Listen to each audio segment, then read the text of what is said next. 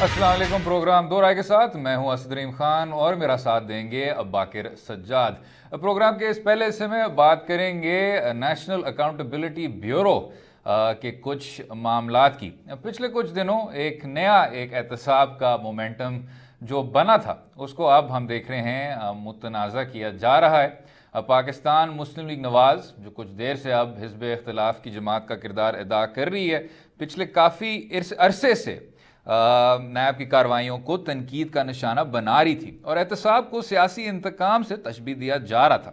मगर कल डीजी नैब लाहौर के इंटरव्यू के एक नए तनाज़े को जन्म दिया और उस हवाले से चेयरमैन नैब ने भी रिपोर्ट तलब कर ली है और उसके साथ साथ आज कौमी असम्बली में तहरीक इस्तेहकाक भी जमा करा दी गई है। अब शहजाद सलीम साहब को मीडिया पर इंटरव्यू देने की नौबत क्यों पेश आई, इसके मोरकात क्या थे और नैब जिसको सियासी तौर पर मुतनाज़ करने की जो कोशिश की जा रही है इसके पीछे अवामल क्या हैं, इस पर भी बात करेंगे। अगले हिस्से में बात करेंगे मजहबी जमातों के मुजाहरों की पकड़ धकड़ और केसेस की। हुकूमती वज़ीर शहरियार आफरीदी साहब की जानिब से नया बयान सामने आया है कि मुजाहरों में अपोजिशन जमातों के लोग शामिल हैं। अब इस बयान में कितनी सदाकत है और इसको आगे किस तरह ये लेके चलेंगे वो भी देखना होगा। और आखिरी हिस्से में बात करेंगे कुछ बैनुल-अक़वामी अमूर की। अमेरिका में जहां रिपब्लिकन पार्टी को अभी डेमोक्रेट्स ने शिकस्त दी है हाउस में, लेकिन जहां जीओपी यानी रिपब्लिकन पार्टी ने अभी भी सेनेट में अपना कब्जा मुस्तहकम रखा है। हमें ज्वाइन कर रहे हैं सीनियर कॉलम नगार, किसी तारुफ के मोहताज नहीं, रऊफ़ हसन साहब। रऊफ़ साहब, अगर आपसे सर शुरू करें और फिर बात करते हैं ये बाकी इश्यूज़ पर भी। To come to domestic sir, national accountability bureau, एक तरफ कहा जा रहा है कि जी हमारे साथ एहतसाब नहीं, ये एक तरह का इंतकाम है, लेकिन दूसरी तरफ जनाब फवाद चौधरी साहब ने कहा और उस पर साबिक वज़ीर आज़म शाहिद खकान अब्बासी साहब ने भी उसका एक बड़ा मुंह तोड़ किस्म का जवाब दिया कि जी ये हम सब जो हैं, हम आम सिटीजन्स हैं, आम शहरी हैं, हम कानून के अबाब नहीं हैं, बेशक हम पार्लियामान के अराकीन हों, तो अगर नेशनल अकाउंटेबिलिटी ब्यूरो के किसी नुमाइंदे को ये मौका दिया जा रहा है कि वो अपना मौक़िफ़ पेश करे तो इसमें कोई हर्ज नहीं है। किस तरह देखते हैं रऊफ़ साहब? देखिए जी, इन एसेंस इस किस्म की सिचुएशन आनी नहीं चाहिए जहां के रियासती अदारों को पब्लिक फोरम के ऊपर आके अपने बारे में बात करनी पड़े या जो उनके सामने केसेस हैं उनके बारे में बात करनी पड़े।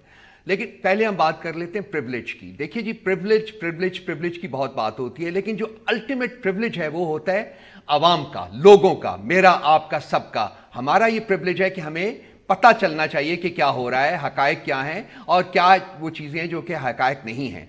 अब जैसा कि आपने खुद अपने इंट्रो में बड़ा करेक्टली फरमाया है कि नैब को बहुत देर से, जब से ये हुकूमत आई है, उनको तनकीद का निशाना बनाया जा रहा था, पब्लिकली भी और फ्लोर ऑफ द पार्लियामेंट से भी बनाया जा रहा था। तकरीबन हर दिन, हर दूसरे दिन यहाँ तक भी कहा जा रहा था कि जो हुकूमत है और नैब जो है वो कंप्लिसेंट है, वो एक दूसरे के साथ मिलके ये काम कर रहे हैं।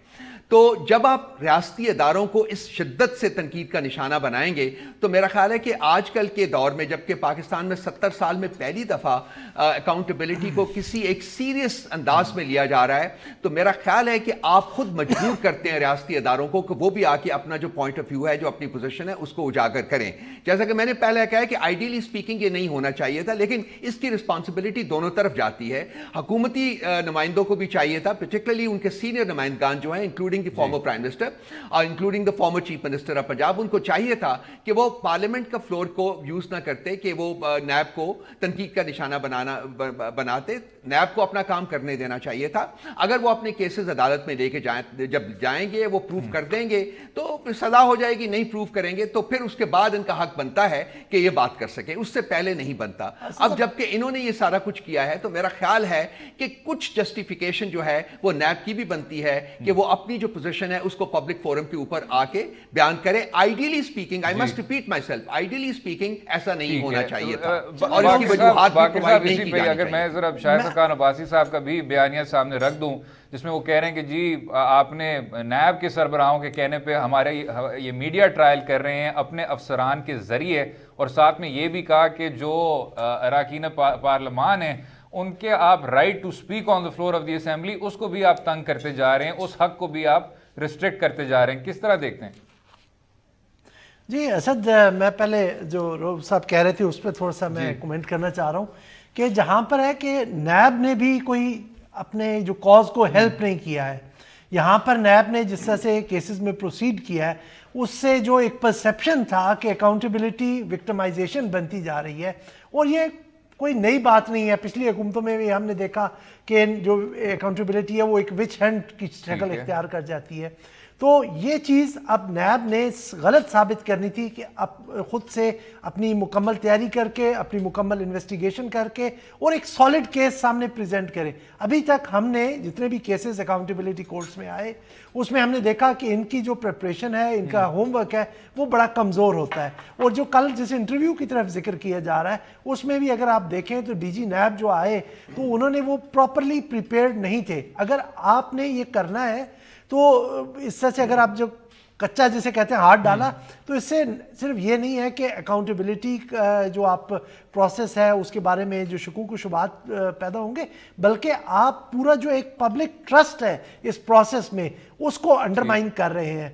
वो नैब की भी गलती है, लेकिन सियासत दूसरी तरफ नैब को इस चीज़ को अपने सामने रखना चाहिए, ये प्रिंसिपल कि तमाम लोग इक्वल हैं before the law, but it's responsibility कि उस पूरे प्रोसेस को ट्रांसपेरेंटली और वाटर टाइट तरीके से एविडेंस कलेक्ट करे और फिर पक्का हाथ जाके डाले, वरना हमेशा से उंगलियां उठाई जाएंगी। और ये तो दूसरी पार्टी का ये जवाब बनता है कि वो उसको कि जनाब मुझे तो विक्टिमाइज किया जा रहा है। अच्छा, इसी पे रऊफ साहब जो बात की जाती है एहतसाब के बारे में कि एहतसाब का पहला असूल होता है कि उसको आप मुनसिफाना तौर पे लागू करें, यानी उसको अक्रॉस द बोर्ड होना चाहिए। आपने देखा होगा जनाब कि उसी पार्लियामान में असद उमर साहब जो वजीर खारजा हैं उनसे भी पूछताछ की गई थी पैनामा पेपर्स के मुतालिक। नवाज लीग के नुमाइंदों का बहुत देर से ये कहना है कि सिर्फ और सिर्फ मियाँ साहब के ख़ानदान से ये एहतसाब शुरू हुआ था और वहाँ ख़त्म हो गया था, और असद उमर साहब ने जवाब ये दिया कि ऐसी बात नहीं है, कार्रवाई की गई है। कोई 300 के लगभग लोग जो पैनामा पेपर्स में नेम हुए, हालांकि थे तो 444 पाकिस्तानी, उनको इनकम टैक्स ऑर्डिनेंस 2001 के तहत नोटिस इशू किए गए हैं। तो इसको आप किस तरह देखते हैं जनाब? और क्या पीटीआई की अपनी हुकूमत में वो लोग नहीं है जिन पर नैब के केसेस अभी पेंडिंग हैं, उनको आपने वो वजारतों के साथ और एडवाइजरियों के साथ नवाजा है? देखिए, ये जो पैनामा का केस जब आया था ना जी, तो ये इसको तकरीबन को 2.5 साल हो गए हैं। उस वक्त पीटीआई की हुकूमत नहीं थी, उस वक्त पीएमएलएन की हुकूमत थी। चाहिए तो ये था कि उसी वक्त फौरी तौर के ऊपर जिनके नाम आए हैं उनको नोटिस इशू होते, लेकिन नोटिस इशू नहीं हुए। सो एक तो पहले आप रिकग्नाइज करें ना कि पीएमएलएन की हुकूमत ने अपने दौरे हुकूमत में ये काम नहीं किया जो कि उनकी रिस्पांसिबिलिटी बनती थी। So that was a डेरिलेक्शन। अब ये 2-2.5 महीने से ये आए हुए हैं, इन्होंने मेरा ख्याल है कुछ नोटिस किए हैं। आज मैं पढ़ रहा था एक रिपोर्ट की, उसमें से कुछ लोग तो वफात पा चुके हुए हैं जिनके नाम आए थे पैनामा पेपर्स में, वो अब हयात नहीं है। लेकिन बहर सूरत आपका पॉइंट 100% ठीक है कि ये तमाम लोगों को नोटिस जाने चाहिए, जितनी जल्दी जाएं उतना ही बेहतर है। जहां तक ये सवाल है कि पीटीआई के में ऐसे लोग नहीं हैं जो मौजूद हैं, बिल्कुल हैं। और मेरा ख्याल है कि माई अंडरस्टैंडिंग इज कि उनके खिलाफ भी जो केसेस हैं नैब में वो प्रोसीड कर रहे हैं, बट शायद जो अपोजिशन के लोग हैं वो उनको नजर ना आ रहे हो। लेकिन अलीम खान के खिलाफ केस जो है वो है, इसके अलावा और भी बहुत से लोग हैं जिनके खिलाफ केसेस मौजूद हैं।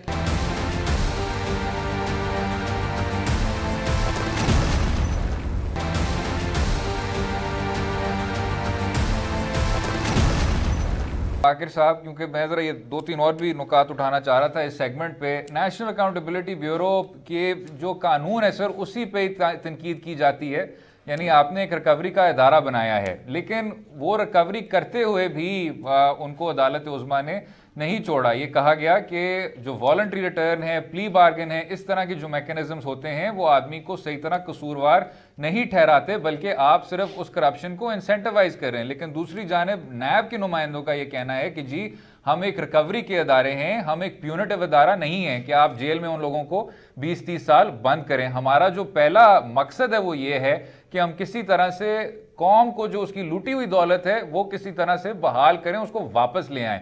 تو اس پہ آپ کا کیا کہنا ہے, اور کیا اس قانون میں اصلاح لانا چاہیے؟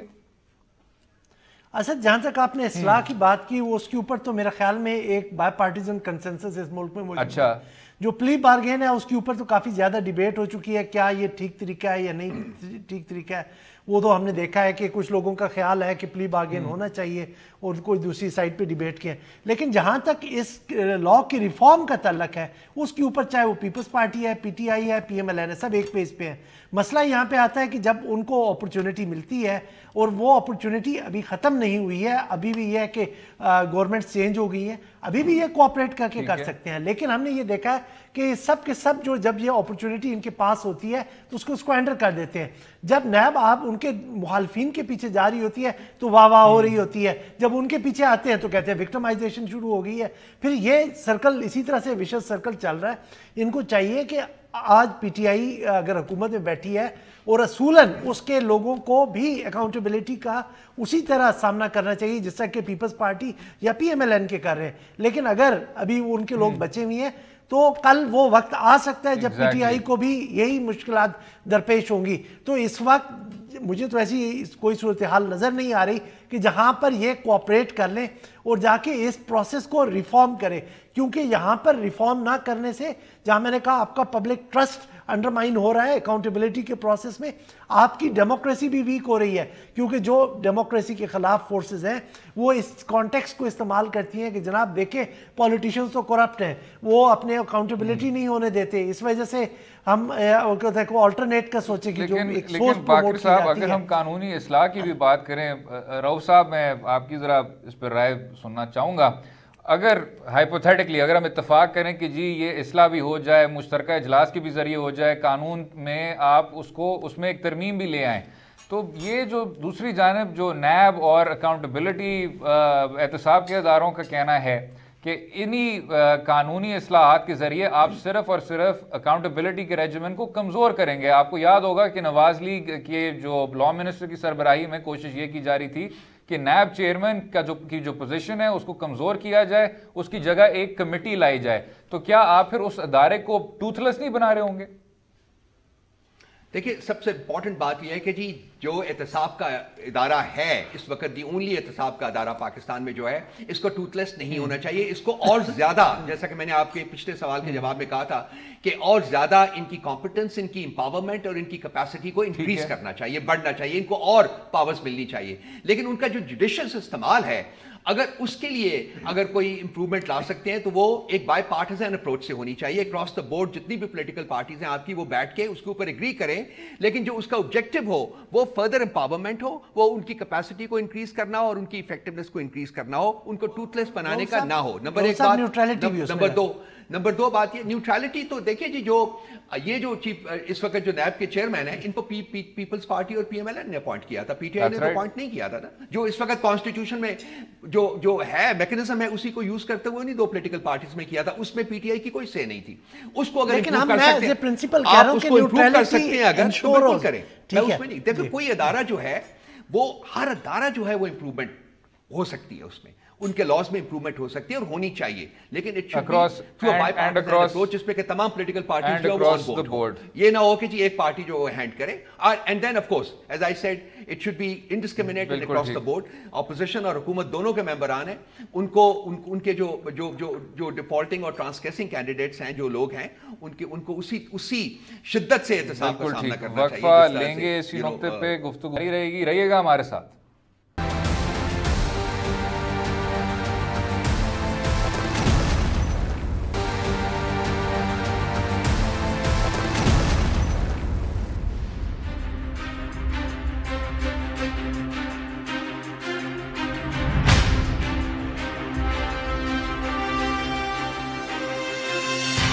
گزشتہ دنوں جو مذہبی جماعتوں کے مظاہرے دیکھنے کو ملے, اسی سے منسلک حکومتی وزیر شہریار آفریدی صاحب نے ایک نیا بیان دیا ہے کہ اپوزیشن جماعتوں کے کچھ اراکین ان مظاہروں میں شامل تھے۔ ساتھ انہوں نے یہ بھی کہا کہ وہ جو جماعتیں تھیں جب ان کو کنفرنٹ کیا جاتا تھا انہی وائلنٹ مظاہروں کے ساتھ تو وہ اسی وقت ان کو ڈسون کر دیتے تھے، اپنے اراکین کو ہی ڈسون کر دیتے تھے۔ رؤوف صاحب، یہ جو آپ نے ابھی دیکھا شہریار آفریدی صاحب کی طرف سے کہ جی ہم تو نہیں کریں گے، اپنے شہریوں پہ یہ گولیاں نہیں برسائیں گے، اس طرح انہوں نے ایگزیکٹ بات تو نہیں کی، بٹ یہی کہ ہم یوز آف فورس اپنے شہریوں پہ نہیں کر پائیں گے۔ سر، یہ جو ڈسکشن کی جا رہی ہے یہ بہت زیادہ پولرائز نہیں ہو گئی کہ ایک طرف جو آپ کے کچھ دائیں بازو کے تجزیہ کار ہیں وہ کہہ رہے ہیں کہ جی حکومت نے سرنڈر کر دیا ہے، ہتھیار ڈال دیے ہیں، ہاتھ کھڑے کر دیے ہیں، ان کو بالکل ہی چڑھ دوڑنا چاہیے تھا، دوسری جانب ہم کہہ رہے ہیں کہ جی یہ لوگ جو ہیں یہ اصل میں خونی ہیں، یہ چاہتے ہیں کہ خون خرابہ ہو، کیا ہم لال مسجد سے کچھ نہیں سیکھ پائے وغیرہ وغیرہ۔ سر، جو ریاست ہوتی ہے کیا ان کے سامنے ایک آپشنز کی فہرست نہیں ہوتی اور اپنے مقصد کے مطابق کیا ان آپشنز کو ایکسرسائز نہیں کیا جاتا؟ ہم لال مسجد سے سرنڈر کے بیچ کیوں وہ کرتے ہیں؟ کوئی بیچ کا راستہ نہیں ہے؟ دیکھیں اسد، سب سے بڑی حقیقت اس وقت ریاست پاکستان کی یہ ہے کہ یہاں ریڈیکلائزیشن کا جو اژدہا ہے وہ اپنے جو پھن جسے کہتے ہیں نا وہ پھیلا رہا ہے، اور اس کے سامنے جو ریاست کی ریٹ ہے وہ بار بار سرنڈر کی جاتی ہے۔ اب دیکھیے، اگر آپ عمران خان صاحب کی سپیچ جو ہے وہ 5 منٹ کی، جس کے اوپر بہت سے لوگوں کو بہت حوصلہ ہوا تھا، اس میں انہوں نے کہا تھا جی کہ میں وارن کرتا ہوں کہ آپ ریاست کی ریٹ کو چیلنج مت کریں کیونکہ ہم سب کچھ کریں گے اس کو اسٹیبلش کرنے کے لیے۔ لیکن جب موقع یہ آیا ریاست کو اپنی ریٹ کو اسٹیبلش کرنے کے لیے کہ وہ اقدامات لیتی، اس وقت ریاست جو ہے وہ کہیں نظر نہیں آئی۔ اور 3 ساڑھے 3 4 دن کے بعد جب وہ معاہدہ 5 کلوزز کا معاہدہ سامنے آیا تو اس میں بہت ساروں کی انٹرپریٹیشن یہ تھی کہ ریاست نے اپنے آپ کو کافی حد تک سرنڈر کر دیا ہے۔ اس کے بعد ایک دوسرا فیز شروع ہوتا ہے کہ جی آپ نے لوگوں کی پکڑ دکڑ شروع کی، اور میری انفارمیشن کے مطابق جو اخبارات میں اور جو باقی میڈیا کے اوپر جو انفارمیشن آئی ہے اس میں کافی لوگ ابھی تک پکڑے گئے ہوئے ہیں، اور اس میں یہ ایکوزیشن بھی آ رہی ہے کہ چند کوئی اور پولیٹیکل پارٹیز جو اپوزیشن کی تھی ان کے کارندے بھی اس احتجاج میں شامل تھے۔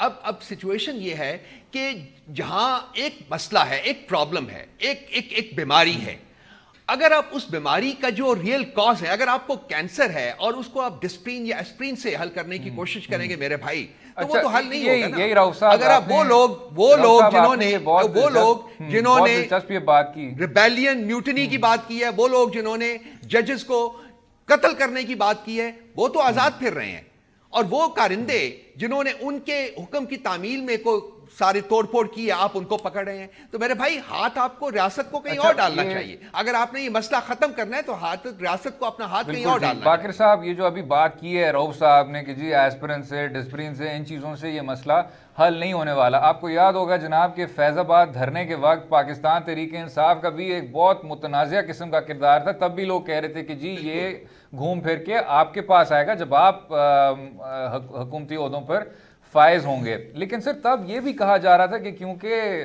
سول اور ملٹری کے بیچ تعلقات کشیدہ تھے، اس وجہ سے مس کمیونیکیشن ہوئی، اس وقت اسی صفحے پہ وہ کھڑے نہیں تھے، اور اس وجہ سے یہی جو مذہبی جماعتیں ہیں وہ اتنی زیادہ مقبول ہو پائی تھیں اور وہ دھرنا پھر اسی طرح چلتا گیا تھا۔ ادھر جناب وہ چیز نہیں تھی، ادھر تو سارے ادارے، چاہے وہ عدالت ہو، چاہے وہ عسکری قوتیں ہوں، چاہے وہ آپ کی سویلین حکومت ہو، وہ اسی صفحے پہ تھے، وہ وہی بات کر رہے تھے، وہ وہی بیانیہ سامنے رکھ رہے تھے کہ جی ریاست سے مت ٹکرائیں۔ لیکن فیض آباد کے نتیجے میں اور جو پچھلے کچھ احتجاج آپ نے دیکھے اس کے نتیجے میں بھی کچھ خاص فرق نہیں تھا، جو ان کے ڈیمانڈ تھے وہ آپ مان گئے۔ یہ اور بات ہے کہ ان ڈیمانڈز پر ابھی تک عمل درآمد نہیں ہوا، آسیہ بی بی کو فی الحال ECL پہ نہیں ڈالا گیا۔ کس طرح دیکھتے ہیں آپ اس کو باقر صاحب؟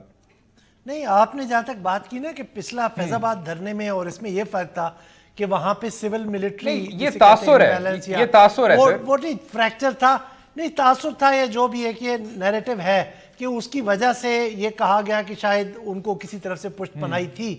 تو دوسری طرف یہاں پر اگر ہم دیکھیں نا، یہ جو شہریار آفریدی صاحب نے نیا ٹوسٹ دیا ہے، یہاں سے تو میں ایک ہی نتیجہ اخذ کر سکتا ہوں کہ یہ جو ان کی آبسیشن ہے اپوزیشن کے بارے میں کہ جناب ہر خرابی کے پیچھے اپوزیشن ہے۔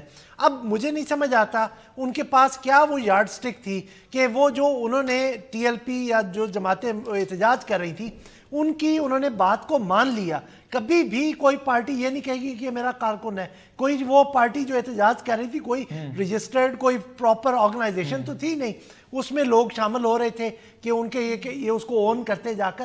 یہاں پر انہوں نے تو بس ایک یہ ہے کہ ٹھیک ہے ہم ان کو اگنور کرتے ہیں اور جا کے جن کو ہم اپنا ایول سمجھتے ہیں, جن سے ہمارے لیے مطلب مسائل ہیں, ان کو اس میں گھسیٹ لیتے ہیں. وہ بات جیسے رؤوف صاحب نے کہا کہ یہ فٹ سولجرز ہیں, ان کی کوئی ریکگنیشن نہیں ہے, اس پارٹی میں ہے کل شاید دوسری پارٹی میں ہو. جو لوگ فتویٰ دے رہے تھے ان کو تو آپ نے کہہ دیا کہ جی انہوں نے آپ نے کلاز اس میں نہیں پڑھی کہ انہوں نے جن کی دل آزاری ہوئی اسے معذرت کہہ لی. کیا دل نہیں, دیٹ از ناٹ انف جی, آپ کو اس کے اوپر سیٹل نہیں کر سکتے. انہوں نے بہت بڑی ریڈ لائن کراس کی ہے, اس کے خلاف کاروائی ہونی چاہیے. جب تک وہ نہیں ہوتی ان کو آپ اندر کر کے 4-4-6 مہینے ذلیل کر کے کورٹس میں کیا فائدہ ہوگا؟ آپ اس لیڈرشپ کو جس نے یہ سارا کچھ جن کال دی تھی اس پروٹیسٹ کی, اس کو جب تک آپ پکڑ کے اس کو پروزیکیوٹ نہیں کرتے آئندہ, ورنہ یہ راستہ کھل جائے گا اور ہر ایک کا منہ کھل جائے گا اور وہ وہی بات کرے گا جو یہ مظاہرین کر رہے تھے, کیونکہ ان کے سامنے یہ پریسیڈنٹ موجود ہوگا کہ لاسٹ ٹائم انہوں نے کیا تو وہ ان کو نہیں کچھ کہا گیا. کیونکہ جب تک آپ کے پاس کیا امپلائی کریں کہ سڑک پہ آپ کا اسٹریٹ پاور ہے تو you can get away with اینی تھنگ. یہ جو کاروائی ہے اس کی نوعیت پہ اگر ہم بات کر لیں رؤوف صاحب, ابھی بلکہ ہم چلا رہے ہیں اسکرین پہ بھی چلا رہے ہیں, یہ جو معاہدہ تھا اس معاہدے پہ جس آدمی نے دستخط کیا ہے یہ وہی شخص تھا جس نے یہ فتویٰ دیا ہے جس کی آپ بات کر رہے ہیں. میں وہ دہرانا نہیں چاہوں گا اس نے کیا کچھ چیزیں کہیں, بلکہ وزیر اعظم عمران خان صاحب پہ بھی یہ تنقید کی گئی کہ وہی جو ان کے جو انتہائی میں سمجھتا ہوں جارحانہ اور قابل مذمت باتیں تھیں وہ آپ نے پھر سے دہرا دیں, حالانکہ میڈیا نے اس پہ بلیک آؤٹ کیا ہوا تھا. خیر وہ بات چھوڑیں سر, اس کا دستخط ہے اس معاہدے پہ, تو آپ ان لوگوں کو لیجٹمائز کر رہے ہیں. اگر ہم اب تعمیری بات کریں, کاروائی ہونی چاہیے ان کے خلاف, وہ کس طرح کی کاروائی ہو؟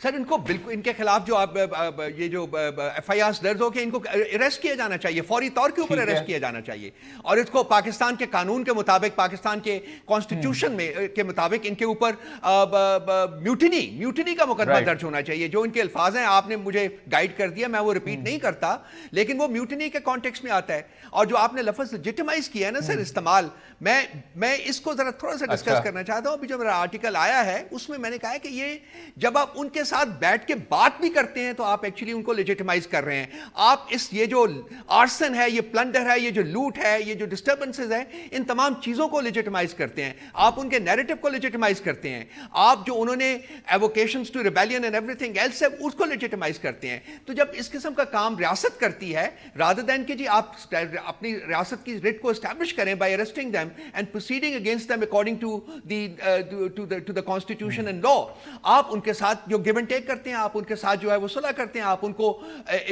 اسپیس دیتے ہیں کہ وہ پھر دوبارہ نئے سرے سے ریاست کے خلاف کوئی اور ہلا گولا شروع کریں. تو بھائی یہ کینسر کا مسئلہ ہے, یہ ڈسپلین سے حل نہیں ہوگا. آپ کو ان کے اوپر ہاتھ ڈالنا پڑے گا, اور جب تک آپ ڈالتے نہیں ہیں آپ, یہ اژدہا جو ہے, یہ اپنے پن جو ہے وہ اور پھیلاتا رہے گا, یہ گند اور بڑھتا رہے گا. یہ چھوٹے لوگوں سے جو کرندے ہیں, جیسا کہ باقر صاحب نے کہا ہے, کرندوں کو اریسٹ کرنے سے یہ مسئلہ حل کبھی نہیں ہوگا. کرندے تو آپ کو بہت مل جائیں گے, 500 ڈزن آپ کو مل جاتے ہیں. سر آپ کو پتہ ہے اس معاشرے کا حال کیا ہے اس وقت؟ آپ کے لوگ ہیں جو کہ آپ کو 500,000 بندہ پکڑا دیتے ہیں کہ جی لیجئے جائیے ایک دن کے لیے, یہ کل ان کو 10,000 روپے اور دے دیجیے گا, وہ آپ کو مل جائیں گے. تو یہ کوئی کنوکشن والے لوگ نہیں ہیں اتنے زیادہ جتنے کہ ہائرڈ لوگ ہیں. تو یہ لوگ ہیں ان کے آپ نے جو انہوں نے مذہب کو ایک مس یوز کر رہے ہیں, مذہب کو مس انٹرپریٹ کر رہے ہیں, آپ نے یہ ختم کرنا ہے اس ریاست میں. اور جب تک آپ ان کی بیخ کنی نہیں کریں گے اس وقت تک وہ مسئلہ. باقر صاحب اگر سیاست سے ہٹ کے ذرا سماج کی بھی بات کر لیں, جو کم ہمارے پاس اسٹیٹسٹکس ہیں, آپ کو پتہ ہے زیادہ تر تو کوئی اس طرح کی امپیریکل اسٹڈی نہیں کرتا, وہ ہمیں بتاتا ہے کہ جو ٹی ایل پی کا جو ووٹر ہے وہ ایک تو کم عمر بھی ہے, زیادہ تر پنجاب کے اربن سینٹرز میں بیسڈ ہے, اور تھوڑا بہت کراچی میں بھی اب ان کے جو ووٹرز ہیں وہ دیکھنے کو ملتے ہیں. سنی تحریک کا بھی کافی انہوں نے ووٹ اب ایبزارب کر لیا ہے. سر اس میں آپ کو کافی زیادہ ایک طرح کا کلاس وارفیئر کا ایشو نہیں نظر آتا, طبقے سے تعلق رکھنے والے ایشوز آپ کو نہیں نظر آتے کہ یہ بھی ایک طریقہ ہے, ایک آؤٹ لیٹ ہے, چاہے وہ اکنامک انیکوٹی سے تعلق رکھتی ہو, چاہے وہ ہمارے کریکولم سے تعلق رکھتی ہو, جو پھر وہ جو فرسٹریشن ہے وہ باہر آ رہی ہے. کیونکہ اب یہ زیادہ سے زیادہ لوگ یہ بات کر رہے ہیں کہ یہ آپ کے सियासत से भी आगे बढ़ के ये एक क्लास स्टेटमेंट है। नहीं असद, मैं इसी से एग्री नहीं करूंगा कि ये आपकी ये क्लास से ये आपके रखती है। आपने एक्सट्रीमिज्म का अगर पिछले जो इंसिडेंट्स हैं पीछे अगर आप देखें तो आपके बहुत अच्छे इदारों से पढ़े हुए, लेकिन बाकिर साहब वो अकलियत थी, एक्सट्रीमिज्म वो अकलियत थी sir, that was a minority. नहीं अकलियत थी, लेकिन यहाँ पर जो हम देख रहे हैं वो ये है कि इन्होंने एक ऐसा कंट्रोवर्शियल टॉपिक उठाया जो बहुत से लोगों के दिलों के करीब है, वो उसको इन्होंने मैनिपुलेट किया और लोगों के इमोशंस के साथ प्ले किया और उन्हें मजबूर किया है कि सड़कों पर आए। क्योंकि आप अगर ये एक स्टडी की जाए तो बहुत सारे लोगों को तो ये भी नहीं पता होगा कि एक्चुअली केस क्या है और उसमें जो आपका जो प्रूफ है वो कितना स्ट्रांग है। लेकिन जहाँ पर वो जो इशू के ऊपर जब बात की जाती है तो शायद आम आदमी जो बहुत अपने आप को इमोशनली उस इशू के साथ बॉन्डेड फील करता है वो उस पर कॉम्प्रोमाइज करने के लिए तैयार नहीं है। मैं एक छोटी सी बात असद अगर आप मुझे इजाजत देना तो मैंने लिखा भी है इसके ऊपर। देखिए इस मुल्क की जो ट्रेजेडी है वो ये नहीं है इतनी बड़ी कि जी आपने आसिया के खिलाफ एक गलत केस ब्लास्फेमी का इंस्टीट्यूट किया। इस मुल्क की ट्रेजेडी ये है कि आज आसिया एक आजाद औरत तो है लेकिन वो इस मुल्क में नहीं रह सकती। ये इतनी इनटॉलरेंट सोसाइटी है असद साहब कि यहां आज आपने उस आसिया को छुपाया हुआ है, रियासत ने अपनी कस्टडी में रखा हुआ है क्योंकि उसको पता है कि आज आसिया को अगर आपने माशरे में आजाद छोड़ दिया तो वह कत्ल कर दी जाएगी। यह मुल्क में हो रहा है मेरे भाई। रियासत को अपनी रिट को एस्टैब्लिश करने की अशद जरूरत है इस वक्त, अदरवाइज ये माशरा जिस राह के ऊपर लग गया है उसमें तबाही जो है वो मुझे सामने नजर आ रही है। इसको बहुत सीरियसली और इसको बाई पार्टिजन तरीके से अक्रॉस द बोर्ड बाकी जमातों को साथ मिलाकर इस मसले को हल करना चाहिए ताकि तमाम लोग ऑन बोर्ड हो और उनको पता हो कि हमने रियासत को किस तरफ लेके जाना है। यहाँ पे आजाद घूम नहीं सकती, वो मुल्क से भी बाहर नहीं निकल सकती है अपनी मर्जी के। लेना बाकिर साहब वक्फा, अगले हिस्से में बात करेंगे बैनुल अक़वामी अमूर की, अमरीका के मिड टर्म इंतखाबात की और खिते में उसके क्या असर हो सकते हैं। रहिएगा हमारे साथ।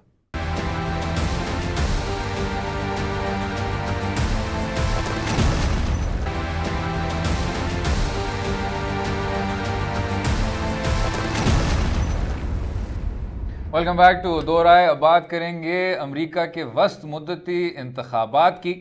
डोनाल्ड ट्रंप की जो जमात है रिपब्लिकन पार्टी वो हाउस ऑफ रिप्रेजेंटेटिव्स में नाकाम हो गई। जिस तरह पाकिस्तान में एक बाई कैमरल निज़ाम है यानी एक ऐवान बाला है और एक हाउस है, वहाँ डेमोक्रेट्स फिर कामयाब हुए हाउस में, लेकिन रिपब्लिकन पार्टी अभी भी सेनेट में मुस्तहकम है बल्कि उनके नंबर्स में इजाफा देखने को मिला है। जनाब बाकिर साहब, क्योंकि हमारे पास वक्त बड़ा कम है सर, इस रेट पे जनाब हम बेशक जितनी भी तनकीद कर लें वो उनके सियासी अदारों और रवैयों को जितना भी तबाह कर रहे हों, मुझे जनाब फ़िलहाल लग रहा है कि 2020 में अगर मीशत इसी तरह उनकी कामयाब होती गई तो डोनाल्ड ट्रंप फिर मुंतखब होंगे। हमें इन अलामतों को नहीं देखना चाहिए और ये दुआ करनी चाहिए कि जी शायद डेमोक्रेट पार्टी फिर से कामयाब हो जाएगी। नहीं असद, जहाँ तक ये है कि आपने काफ़ी ज़्यादा एक इमोशनल किस्म की रिस्पांस देखा होगा इस रिजल्ट्स के ऊपर, वो काफ़ी डिस्कस भी हुआ कि लोग शायद इसको इंडिकेटर ले रहे हैं कि शायद डोनाल्ड ट्रंप अगली दफ़ा रिएलेक्ट नहीं हो पाएंगे। लेकिन मैं उनको ये याद दिला दूं कि इससे पहले बाराक ओबामा और क्लिंटन भी अपने जो मिड टर्म उनके इंतखाबात आए थे तो उनकी पार्टी डेमोक्रेट्स हार गए थे, लेकिन फिर भी रिपब्लिकन्स ने वो अगली दफ़ा आके बाराक ओबामा और क्लिंटन री-इलेक्ट हो गए थे। लेकिन यहाँ पर जो सिर्फ फ़र्क पड़ेगा वो ये पड़ेगा कि अब उनकी पूछगछ ज़्यादा होगी। वहाँ पर हाउस के पास ये पावर्स हैं, सबपीना पावर्स हैं कि वो रिकॉर्ड मंगा सकते हैं, उनके टैक्स रिटर्न्स खोल सकते हैं, उनके खिलाफ जो एलिगेशंस है करप्शन उनकी इंक्वायरी शुरू कर सकते हैं। फॉरेन रिलेशंस में कोई इतनी बड़ी तब्दीली नहीं आएगी। जो बार जो हम लोग बैठ के डिस्कस करें हमारे लिए तो फॉरेन रिलेशंस का एस्पेक्ट है, लेकिन उसके ऊपर चेक्स बढ़ जाएंगे। यहाँ पर वो बुला के उनकी इंक्वायरी शुरू कर देंगे और लंबी लंबी हियरिंग्स करेंगे। उनके पास जो वॉर की डिक्लेयर करने की पावर है वो भी हाउस के पास है, तो वो उसकी अप्रूवल के बगैर नहीं कर सकते, उनकी ऑथराइजेशन नहीं कर सकते। क्योंकि हमारे पास काफी मटेरियल है जिसको कवर करना है। रऊफ साहब, जो पिछले 3 आपके वन टर्म सदर थे, George H Bush, Jimmy Carter, Gerald Ford, इन तीनों में एक चीज कॉमन थी सर कि मईशत بہت زیادہ ناکام ہوئی تھی ڈیورنگ دا پریزیڈنسی، ادھر آپ کو وہ چیز دیکھنے کو نہیں مل رہی. تو وہی سوال سر، اب بے شک جس طرح باقر صاحب نے بالکل درست فرمایا، بہت ایسے امریکی صدر ہیں جنہوں نے یا تو ہاؤس یا سینٹ کھو دیا مڈ ٹرم انتخابات میں. کیا عام انتخابات میں فرق پڑے گا؟ دیکھیے دو باتیں بہت مختلف ہیں اس کی. نمبر ایک بات یہ ہے کہ جو ڈیموکریٹس کی وکٹری ہے کانگریس میں وہ بہت ڈیسائسو ہے. وہ 2-3 ووٹ سے نہیں آئی، 2-3 یا 4 اور ایڈیشنل جو ان کے ممبرز الیکٹ نہیں ہوئے، بلکہ میرا خیال ہے کہ کلوز ٹو 28 جو ہیں ایڈیشنل ممبرز آئے ہیں، جو امریکن الیکشنز کے حساب سے ایک بہت ڈیسائسو وکٹری ہے اور ایک ٹرینڈ جو ہے اس کو انڈیکیٹ کرتا ہے. آپ کا جو بات ہے وہ اکانومی کا، وہ بالکل ریلیونٹ ہے اور بالکل اس میں ایک بہت بڑا فیکٹر ہو سکتا ہے آئندہ انتخابات میں. لیکن دوسری بات جو ہے وہ یہ ہے کہ ہاؤس آف جو ریپرزینٹیٹیوز اور سینٹ کے الیکشنز جو ہیں وہ بالکل مختلف ہیں. یہ جو اس وقت 35 سیٹس کے اوپر سینٹ کے الیکشنز ہوئے نا، وہ زیادہ تر وہ بیلٹ تھی جہاں کے ٹرمپ صاحب جو ہیں وہ بہت زیادہ پاپولر تھے، اس لیے ان میں سے زیادہ تر سیٹیں، بلکہ انہوں نے ڈیموکریٹس کی بھی 3 سیٹیں جو ہے نا وہ لے لی ہیں وہاں سے، بیکاز وہاں جو ہے یہ کنزرویٹو ٹرینڈ جو ہے وہ اور ایکسینٹویٹ ہو رہا ہے. لیکن جب یہ باقی اگلی 35 اور اس کے بعد اگلی 35 آئیں گی تو میں فیل کرتا ہوں کہ in spite of a blooming economy, in spite of a blossoming economy, factor جو ہے وہ اس وقت ایک ریئیکشن جو ہے ٹرمپ صاحب کے بارے میں وہ امریکہ میں بلڈ ہویا ہوا ہے اور وہ وقت کے ساتھ ساتھ انکریز کر رہا ہے، وہ کم نہیں ہو رہا. اور یہ جو ریئیکشن ہے یہ خاص کر جو اربن علاقے ہیں اس میں بہت زیادہ سیم ریاکشن. باقر صاحب یہ ایک ایسا صدر ہے سر جو شاید امریکی تاریخ میں نہیں پہلے دیکھنے کو ملا، یعنی کوئی گورنمنٹ ایکسپیرینس نہیں ہے. He is also the oldest president in American history. قوم پرست ہے، نسل پرست ہے، اور وہ اب معاشرے میں بھی جو تبدیلیاں آ رہی ہیں وہ بھی اب سب کے سامنے ہیں. یعنی پائپ بامز لوگ میل کر رہے ہیں ڈیموکریٹ لیڈران کو، ایک دم سے انتہا پسندی بھی اوبر کے سامنے آ رہی ہے. کس طرح اس کو دیکھتے ہیں جناب؟ کیا یہ ملک آپ کے سامنے بدل رہا ہے جس طرح ہندوستان نریندر مودی کے انڈر بدل رہا ہے، جس طرح جو یہ فلپینز میں صدر ہیں ڈوئرٹے، کیا یہ پوری دنیا سر یہ ایک بائیں بازو کی طرف جا رہی ہے؟ نہیں اسد، یہ جہاں تک لیڈرشپ کا رول ہے وہ بڑا کروشل ہے کہ اگر آپ میں ایکسٹریمسٹ ٹینڈنسیز یا سوسائٹی میں ایکسٹریمسٹ ٹینڈنسیز اگر آپ کو انڈیا میں یا امریکہ میں بڑھتی نظر آ رہی ہیں تو وہ جو لیڈرشپ ریفلیکٹ کر رہی ہے وہ اسی طرح سے آپ کو نظر آ رہی ہیں. کل اگر ماڈریٹ لیڈر آ جاتا ہے تو وہ بھی کچھ کرے گا.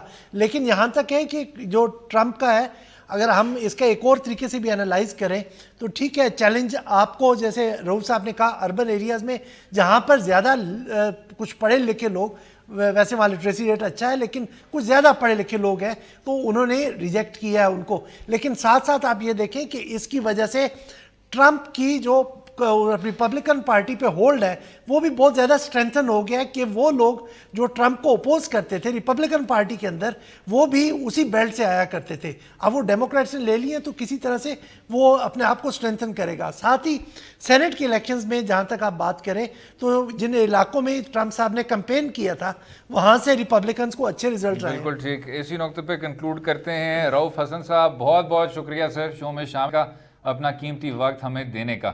امید ہے آپ کو آج کا پروگرام پسند آیا ہوگا. مجھے اور باقر سجاد کو اپنی رائے سے بھی آگاہ کیجیے سوشل میڈیا کے لنکس کے ذریعے، اور کل تک اجازت دیں. خدا حافظ.